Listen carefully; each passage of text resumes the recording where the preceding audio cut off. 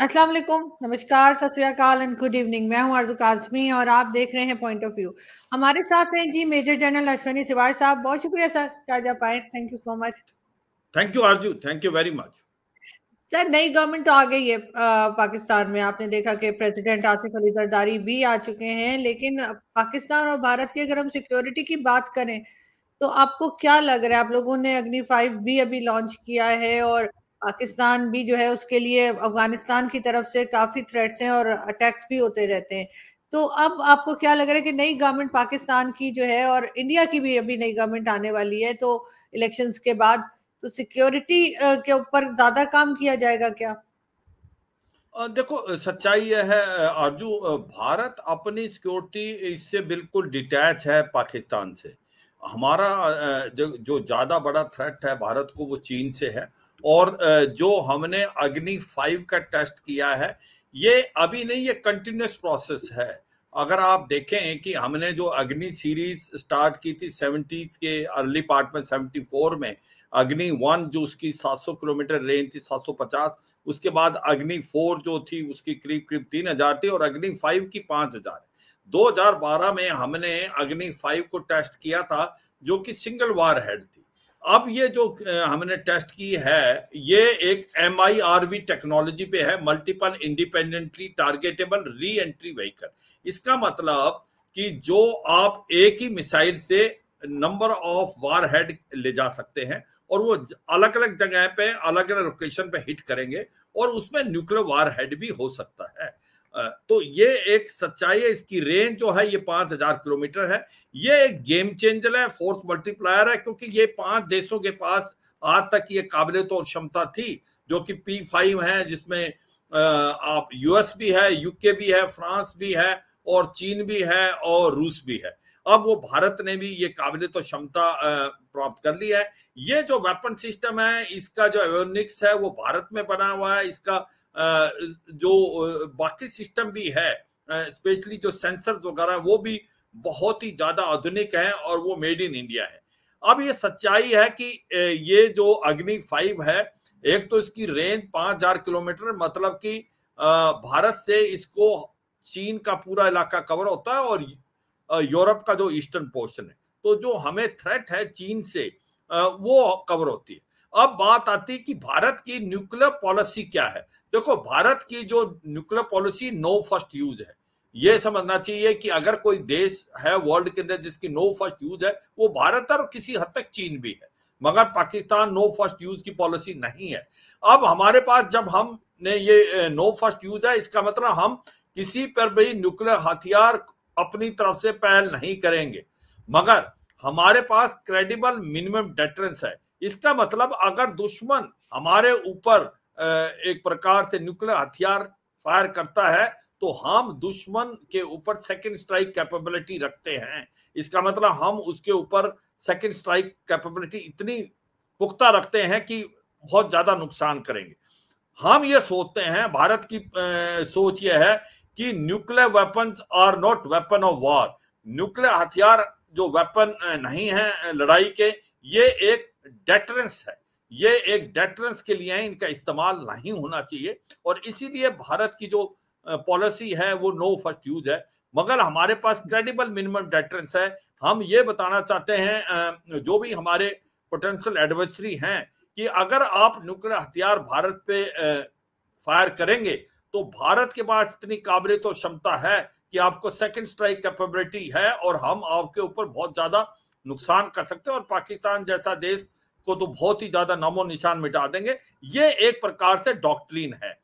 अब आप ये जो अग्नि 5 की बात कर रहे हैं, कि तो ये इसको हमें कम से कम 10 से 12 साल लग गए हमारे को ये MIRV की जो टेक्नोलॉजी प्राप्त, क्योंकि ये multiple independently targetable re entry vehicle, ये एक टेक्नोलॉजी को देता नहीं है, आपको खुद डेवलप करना है। और भारत ने इसको over a period time develop किया और इसके कारण आपका दो तीन चीजें बहुत इंपॉर्टेंट अग्नि 5 की।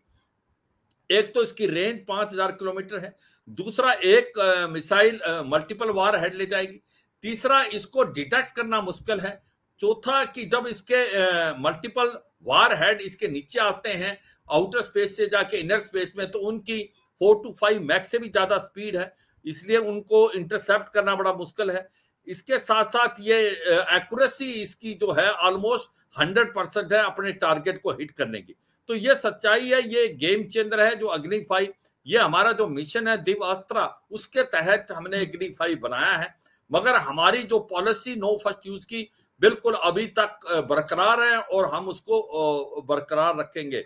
आरजू सर, पाकिस्तान को बहुत बार भारत की तरफ से भी कहा गया मिलिटेंट्स ग्रुप्स के बारे में, अभी एक यूएस इंटेलिजेंस रिपोर्ट भी आई है, फरवरी में आई है आई थिंक, उसमें भी उन्होंने यही बात की है कि पाकिस्तान जो है वो सपोर्ट कर रहा है जो भारत में भी मिलिटेंट्स ग्रुप है उनको। सर, अभी पाकिस्तान की तरफ से कोई स्टेटमेंट नहीं आया है, भारत ने भी कुछ खास बात नहीं की। आपको लगता है दोनों कंट्रीज मिलके इस चीज के ऊपर कंट्रोल कर सकती है? मुझे लगता नहीं, क्योंकि पाकिस्तान की प्रॉब्लम क्या है कि पाकिस्तान इन जो आतंकवादियों का इस्तेमाल करता रहा है, और ये सच्चाई है कि पाकिस्तान में आर्मी जो फॉरेन पॉलिसी और डिफेंस पॉलिसी चलाती रही है, और Pakistan cross border terrorism Bharat में भेजता रहा है, और यही आज की तारीख में भारत और पाकिस्तान की प्रॉब्लम है।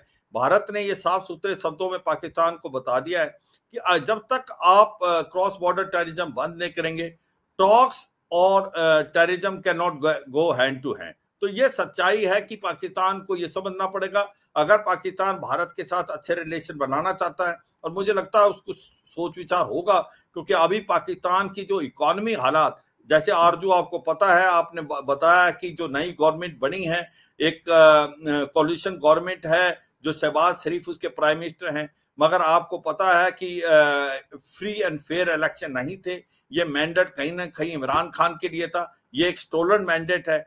और इसी प्रकार आसिफ जरदारी जो है वो प्रेसिडेंट बने हैं। ये जो PNLN है और आपका जो PPP, इनके आपस में मेल जोल गठबंधन हुआ है, मगर ये लगता नहीं कि ये गवर्नमेंट ज्यादा चल पाएगी, क्योंकि PPP बाहर से सपोर्ट कर रही है, अभी तक वो इस गवर्नमेंट का हिस्सा नहीं बने। बात ऐसी है, अगर मैं थोड़ा सा पाकिस्तान के ऊपर बताऊं कि पाकिस्तान की सबसे बड़ी प्रॉब्लम क्या है आज की तारीख में, इकोनॉमिक क्राइसिस। क्योंकि आज उसके पास अभी उसको $3 बिलियन मिले थे, जिससे उनको थोड़ी सी सिचुएशन ठीक होती। अब पाकिस्तान को $5 बिलियन के करीब पैसा चाहिए, वो IMF इसको इतनी जल्दी देगा नहीं, उसके लिए इनको अपना रीस्ट्रक्चरिंग करना पड़ेगा, टैक्स सब्सिडीज कम करनी पड़ेंगी, उससे पहले ही इन्फ्लेशन रेट 40% से ज्यादा है, और उससे और ज्यादा हो जाएगा तो बड़ा मुश्किल हो जाएगा लोगों के लिए। तो ये एक बहुत बड़ी चुनौती है पाकिस्तान के लिए, क्योंकि उसके फॉरेन रिजर्व घट के $4.1 बिलियन रह गए हैं, जो कि एक महीने का इंपोर्ट नहीं देख सकते। जो रुपी है वो गिर के 77% गिर गया एक साल में, करीब करीब 300 रुपए है $1 के मुकाबले में। और जो टेक्सटाइल इंडस्ट्री जिसका एक्सपोर्ट करता था पाकिस्तान, वो ऑलमोस्ट ठप पड़ा हुआ है, और इसी प्रकार से जो इंपोर्ट है वो बढ़ते जा रहे हैं और इन्वेस्टमेंट आ नहीं रही। तो पाकिस्तान की जो इकोनॉमिक कंडीशन है वो बहुत ही ज्यादा, मैं कह सकता हूं कि फ्रजाइल है। पॉलिटिकल इंस्टेबिलिटी, इसमें कोई शक नहीं, टेररिज्म बढ़ता जा रहा है, तहरीके तालिबान पाकिस्तान काफी बोल्ड हो रहा है, और इसी प्रकार बलूचिस्तान लिबरेशन आर्मी जिसका फ्रीडम स्ट्रगल चला हुआ है बलूचिस्तान में, वो भी बहुत सक्रिय है। China Pakistan economic corridor almost ठप पड़ा है, 33% के करीब ही उसके अंदर कंप्लीशन हुई है, बाकी जो प्रोजेक्ट एक प्रकार से बिल्कुल ठप पड़े हैं, और वो $62 बिलियन का एक डेप्ट है। तो ओवरऑल पाकिस्तान का जो डेप्ट है वो $125 बिलियन से ज्यादा है। तो ऐसे में पाकिस्तान की इकोनॉमिक कंडीशन इतनी खराब है, और अगर पाकिस्तान के जो बात कर रहे थे कि भारत के साथ रिलेशन, देखो भारत तो बार बार ये बताता जा रहा है पाकिस्तान को कि अभी भी 10,000 के करीब लश्कर तौबा और जैश मोहम्मद के आतंकवादी जो POJ के और लॉन्च पैड पे बैठे हैं, जो कि लैस हैं वो अमेरिकन हथियारों से, जो अमेरिका अफगानिस्तान में छोड़ गया था, स्पेशली M4 राइफल। और यही नहीं कि भारत के ये अक्यूज कर रहा है, आप देखें कि ईरान के साथ क्या हो रहा है। ईरान भी कह रहा है कि पाकिस्तान सूदी मिलिटेंट ग्रुप को भेज रहा है। अफगानिस्तान के साथ देखो आपस में रिलेशनशिप अच्छे नहीं है, डूरन लाइन नहीं मानता अफगानिस्तान, पश्तून जो हैं वो अफगानिस्तान में मिलना चाहते हैं। इसके लिए जो पाकिस्तान ब्लेम करता है अफगानिस्तान को कि तहरीके तालिबान पाकिस्तान की बेसिस अफगानिस्तान में, अफगानिस्तान कहता है कि जो रिफ्यूजी भेजे थे उनके साथ मिलिटेंट भेजे। तो सच्चाई है कि पाकिस्तान की जो सारी सिचुएशन है उसमें आज की तारीख में कोई ऐसा भविष्य नजर नहीं आ रहा कि बहुत ठीक। दूसरी बात, जो पाकिस्तान की आर्मी है, चाहे कुछ भी कहो, वो लास्ट होल्ड, वो कहते हैं ना कि हर देश के पास आर्मी, पाकिस्तान में आर्मी के पास देश है, और असली जो पावर है वो इस्लामाबाद नहीं, रावलपिंडी से। तो पाकिस्तान की सबसे बड़ी प्रॉब्लम है, पाकिस्तान की जो आर्मी है वो बिजनेस में इन्वॉल्व है। वो इकोनॉमी जो एक पैरेलल ट्रेड करती है, जिसको फौजी फाउंडेशन है, जो कि ऑलमोस्ट $100 बिलियन के करीब का बिजनेस करती है, टैक्सेस नहीं देती, सीमेंट से लेके कोलगेट, रियल एस्टेट से लेके बैंक, सब कुछ चलाती है, और उसके कारण जो प्राइवेट सेक्टर वो ठप है। तो ये सच्चाई, पाकिस्तान की हालात बहुत खराब है। मगर पाकिस्तान इसके बावजूद भी, जैसे अमेरिका ने भी अभी वो दिया है, फिर भी आतंकवाद को छोड़ने की कोशिश नहीं करता। जिस प्रकार से आज की तारीख में भी वो भारत के अंदर जो आतंकवादी हैं उनको भेजने की कोशिश कर रहा है, कि अगर कश्मीर घाटी में नहीं भेज पा रहा क्योंकि हमारा काउंटर इन्फिल्ट्रेशन पुख्ता है, तो अभी रजौरी पुंछ में भेजने की कोशिश कर रहा है। और यही नहीं, अभी उन्होंने K2 डेस्क को भी एक्टिवेट कर दिया है, जो कि कश्मीर एंड खालिस्तान, वो पंजाब के अंदर ड्रग्स, वेपन, अम्यूनिशन भेज रहा है। तो ये सच्चाई है। अगर पाकिस्तान की ऐसी हालात हैं, अगर वो पाकिस्तान भारत के साथ रिलेशन अच्छे करना चाहता है, तो फिर वो आतंकवाद का साथ छोड़ेगा, तभी ये होगा। नहीं तो भारत इसकी तरफ बिल्कुल ध्यान देने वाला नहीं। आरजू, मैं यही कहूंगा कि आज पाकिस्तान की वाकई हर तरफ से जो सिचुएशन है वो काफी अच्छी नहीं है। मगर सर पाकिस्तान FATF में भी फंस चुका है। उसके अलावा भी जब भी हाफिज सईद को इन्होंने 31 इयर्स की जेल बताई, वैसे हाउस अरेस्ट है वो। तो ये प्रॉब्लम्स तो पाकिस्तान खुद भी फेस कर रहा है। तो आपके ख्याल से फिर ये क्यों कंट्रोल नहीं कर रहे, या कर नहीं पा रहे? आपके ख्याल से करने की कोशिश करें, हो नहीं पा रहा है इनसे? देखो, दोनों बातें हैं कि आपको याद होगा आरजू, जब हिलेरी क्लिंटन आई थी 2013 में, तो उसने पाकिस्तान को एज ए सेक्रेटरी स्टेट अगवा किया था कि अगर आप अपने कोर्टयार्ड में सांप पालेंगे तो एक दिन वो सांप जो है आपको काटेंगे। तो आज जो बीज बोया था वो आज फल दे रहा है। आज वही आतंकवाद, तहरीके तालिबान पाकिस्तान के रूप में आज पाकिस्तान को भी बहुत बुरी मुश्किलात पैदा की है। तो सच्चाई है कि पाकिस्तान एक तो अब किसी हद तक तो आतंकवादी अब बहुत ज्यादा हो गए हैं। देखो, 100 जो इंटरनेशनल आतंकवादी हैं उसमें से 90% आतंकवादी जो इंटरनेशनली डिक्लेयर है, या तो वो पाकिस्तान में है या पाकिस्तान से रूट्स है। तो ये मान के चलना पड़ेगा। अगर पाकिस्तान सच्चे मन से इनके साथ करता है तो ये तभी कुछ हो सकता। देखो, हाफिज सईद है, मसूद अजहर है, सैयद सलाउद्दीन है, वो उनको जेल जूल में तो कोर्ट ने नाम के नाम दिया हुआ है, मगर वो हाउस अरेस्ट में हैं, उनका कोई मतलब नहीं। सच्चाई ये है कि आज की तारीख में, इंक्लूडिंग इस इलेक्शन में, जो आपका जमाते उल दावा और लश्कर तौबा था, उनके जो हाफिज सईद उसका लड़का, उसने इलेक्शन लड़ा, वो हार गया, वो अलग बात है। तो मरकाज़े मुस्लिम लीग से उसने लड़ा, पाकिस्तान मरकाज़े मुस्लिम लीग।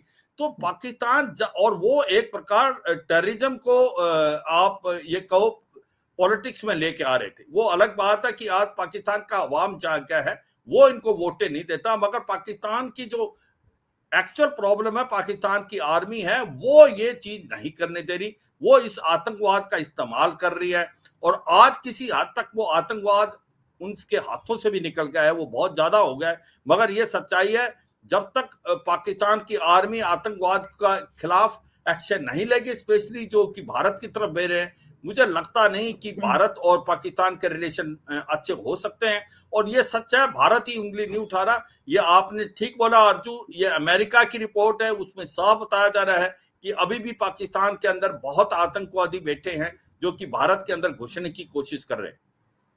मगर सर ये रातों रात तो ठीक नहीं हो पाएगा, ये तो आप भी जानते हैं कि इसमें टाइम लगेगा। तो क्या भारत हो या US हो, क्या वो पाकिस्तान को इतना टाइम नहीं देंगे कि वो इस बात को अंडरस्टैंड नहीं करेंगे कि इस चीज को खत्म करने में जो जितने भी यहाँ पे टेररिस्ट ऑर्गेनाइजेशंस हैं जो ऑपरेट कर रही थी या कर रही हैं, उनको खत्म करने में टाइम लगता है, एकदम से तो नहीं हो पाएगा? हाँ बिल्कुल, आपका पॉइंट बिल्कुल ठीक है आरजू की, टाइम लगता है मगर इंटेंशन तो होनी चाहिए ना। पाकिस्तान के पास तो बहुत टाइम था, उसको फाइनेंशियल एक्शन टास्क फोर्स ने ग्रे लिस्ट पे डाला हुआ था और बड़ी मुश्किल से ग्रे लिस्ट पे निकला है। आपको पता है वो अमेरिका की वजह से निकला है, अमेरिका ने निकाला है क्योंकि अमेरिका को अभी भी उसकी बेसिस चाहिए बलूचिस्तान में, स्पेशली अफगानिस्तान पे एक प्रकार से सर्वेलेंस करने के लिए। जो अल जवारी को मारा गया था काबुल में, वो ड्रोन वहीं से उड़े थे। तो फाइनेंशियल एक्शन टास्क फोर्स ने उनको ग्रे लिस्ट पे किया था, मनी लॉन्ड्रिंग और टेररिस्ट फंडिंग। मगर सच्चाई यह है कि इसके बावजूद कि इनके ऊपर प्रेशर है, पर ग्राउंड पे ये आतंकवाद के अगेंस्ट कुछ हरकत नहीं करे। तहरीके तालिबान पाकिस्तान के साथ तो लड़ रहे हैं, मगर लश्कर तोबा जैसे, मोहम्मद जैसे आतंकवादी अभी भी उन्होंने बिठा रखे हैं पीओके में और वो उनको भेजने की कोशिश करें।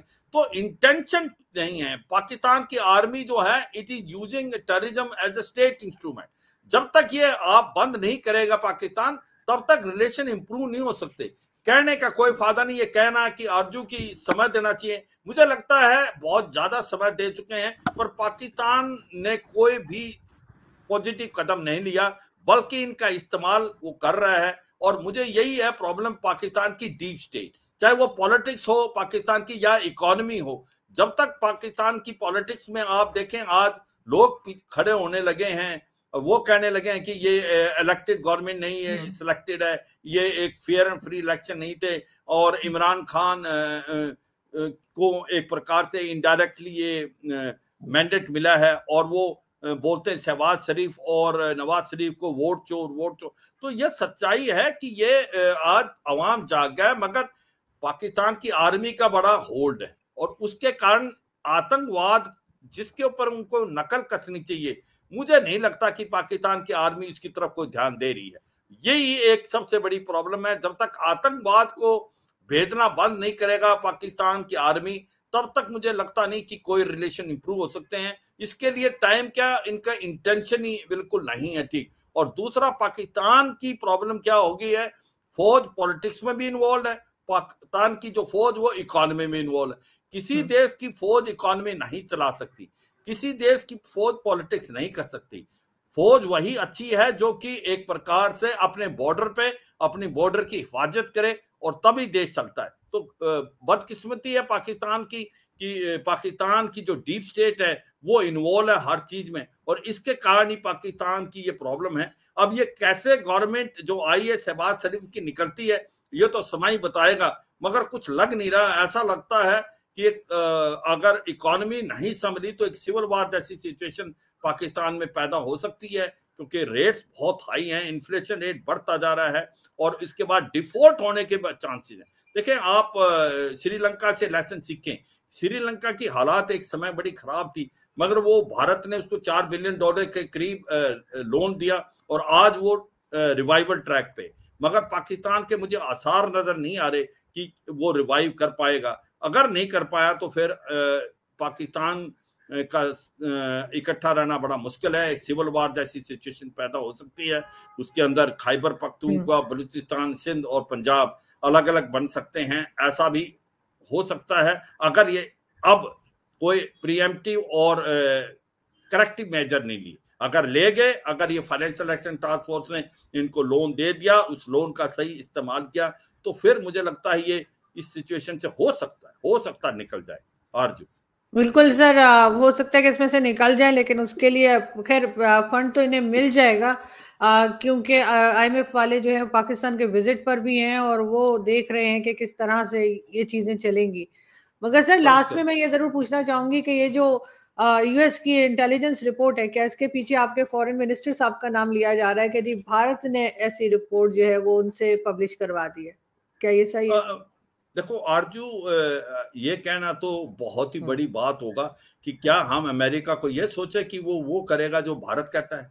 क्या जब इसका अब एलिगेशन उन्होंने भी लिखाई थी कि जो सिख फॉर जस्टिस है उसका जो कमांडर है उसको मारने के लिए भारत कोशिश कर रहा था, या हरदीप सिंह निज्जर का जो गलत एलिगेशन लगाई है कनाडा ने, जिसके पास कोई पुख्ता उसके पास सबूत नहीं है। और अब तो डिप्टी प्राइम मिनिस्टर जो न्यूजीलैंड है उन्होंने भी उंगली उठा दी, जो 5 आई है, जो कि 5 आई इंटेलिजेंस का ग्रुप है।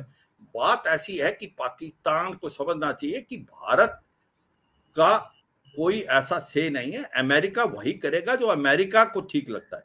आप समझे, अमेरिका अभी भी एक प्रकार से सुपर पावर है।